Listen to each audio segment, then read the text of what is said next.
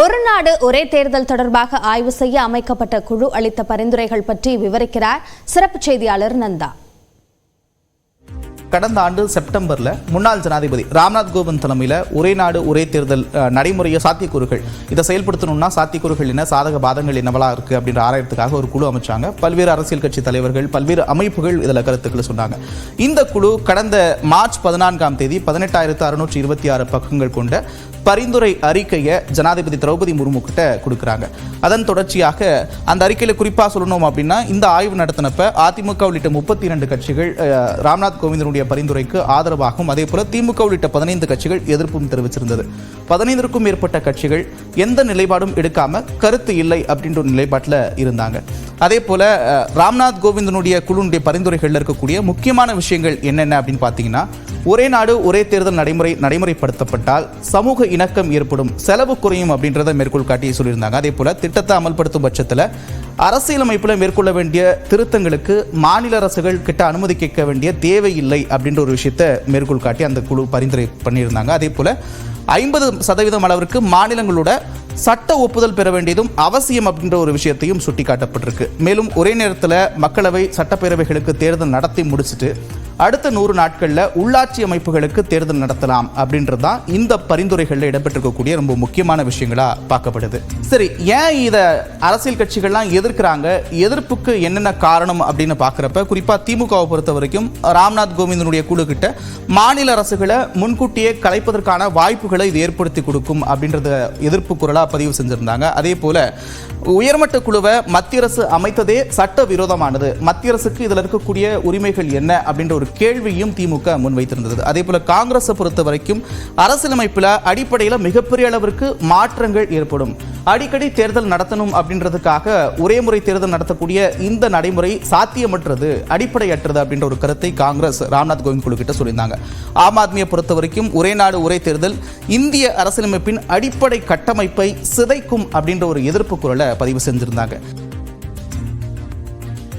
தனக்கு துணை முதலமைச்சர் பதவி வழங்குவது குறித்து முதலமைச்சர் மு.க. ஸ்டாலின் முடிவு செய்வார் என அமைச்சர் உதயநிதி தெரிவித்துள்ளார்.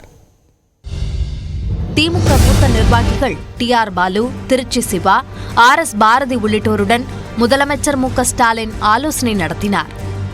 திமுக பவள விழா கூட்டத்தில் பேசிய முன்னாள் மத்திய அமைச்சர் பழனி மாணிக்கம் அமைச்சர் உதயநிதியை துணை முதலமைச்சராக்க வேண்டும் என்று வலியுறுத்தியிருந்த நிலையில் இந்த ஆலோசனை நடந்தது கவனத்தை ஈர்த்தது.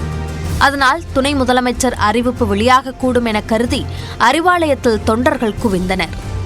அதே நேரத்தில் சென்னை கோட்டூர்புரம் அண்ணா நூற்றாண்டு நூலக அரங்கத்தில் நடைபெற்ற பெரியார் நினைவு சொற்பொழிவு நிகழ்ச்சியில் அமைச்சர் உதயநிதி ஸ்டாலின் பங்கேற்றார். அப்போது துணை முதலமைச்சர் பதவி பற்றி செய்தியாளர்கள் அமைச்சர் உதயநிதியிடமே கேட்டபோது அது குறித்து முதலமைச்சர் மு.க. ஸ்டாலின் தான் முடிவு செய்வார் என தெரிவித்தார். முதலமைச்சர் முடிவெடுப்பாருங்க, நீங்க முடிவெடுக்காதீங்க. தொண்டர்கள் விருப்பத்தை தெரிவிச்சிருக்கிறாங்க. நேற்று பழனிமாணிக்கம் அவர்கள் அந்த விருப்பத்தை தெரிவிச்சாங்க. அது எதா இருந்தாலும் என்றைக்குமே எல்லா அமைச்சர்களுமே முதலமைச்சருக்கு துணையாகத்தான் இருப்போம். இது முழுக்க முழுக்க முதலமைச்சருடைய தனிப்பட்ட முடிவு. உதயநிதியை துணை முதலமைச்சராக்க வேண்டும் என்று கோரிக்கை வைப்பதற்காகவே எஸ்.எஸ். பழனி மாணிக்கத்திற்கு மு.க. ஸ்டாலின் விருது வழங்கப்பட்டதாக தமிழ்நாடு பாஜக முன்னாள் தலைவர் தமிழிசை சவுந்தரராஜன் விமர்சித்தார்.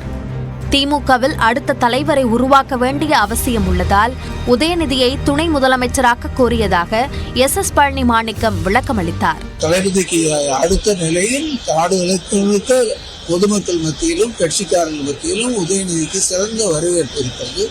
அதோடு அவர் திறமைசாலியாகவும் இருக்கிறார். 15-17 நாட்கள் தமிழ்நாட்டில் முதலமைச்சர் வெளிநாட்டில் சென்றிருந்தார். அந்த நேரத்தில் அரசு நிர்வாகத்தை எந்த விதமான பிசிறும் இல்லாமல் 17 நாட்கள் நடத்தி காட்டியிருக்கிறார். உதயநிதி ஸ்டாலினை துணை முதலமைச்சர் ஆக்குவதற்கு திமுக தலைவருக்கு எந்த நெருக்கடியும் இல்லை என மூத்த பத்திரிகையாளர் ஜென்ராம் தெரிவித்துள்ளார். ஏற்கனவே பல்வேறு துறைகளை கண்காணிக்கிற பொறுப்பு, எல்லா துறைகளில் இருக்கக்கூடிய திட்டங்களும் செயல்படுத்தப்படுகின்ற விதம் குறித்து கண்காணிக்கிற பொறுப்பு அவருக்கு இருக்கு. அந்த அடிப்படையிலேயே கிட்டத்தட்ட அவர் ஒரு துணை முதலமைச்சராகத்தான் இருக்கிறாரு. அதனால அதிகாரப்பூர்வமாக அறிவிப்பு ஒன்றுதான் வரணும், மற்றபடி அவர் அந்த பொறுப்புகளை ஏற்று செய்து கொண்டுதான் இருக்கிறார் அப்படின்னு தான் நான் நினைக்கிறேன். உதயநிதி துணை முதலமைச்சர் ஆக்கப்படுவது இயற்கையாக நடக்கக்கூடிய ஒன்றாகவே பார்ப்பதாக மூத்த பத்திரிகையாளர் டி. ராமகிருஷ்ணன் தெரிவித்துள்ளார். அரசாங்கத்தினுடைய முகமாக அவர் தெரிந்து கொண்டிருக்கிறார். ஸோ அதனால் ஒரு துணை முதலமைச்சர் ஆகுவது என்பது அந்த ஒரு காலகட்டத்தில் அது நடக்கிற ஒரு இயற்கையான நிகழ்வாகத்தான் நான் அதை பார்க்குறேன். ஏன்னா இப்போ உங்களுக்கு வெகு சீக்கிரம் வந்துதான் ஆகணும்னு நினைக்கிறேன். ஏன்னா இப்போ நீங்கள் 2026 தேர்தல் மிக விரைவில் நடைபெறுவது இந்த ஆட்சிக்கும் அவங்க ஆளுங்கட்சிக்கும் நல்லது என்று நான் கருதுகிறேன்.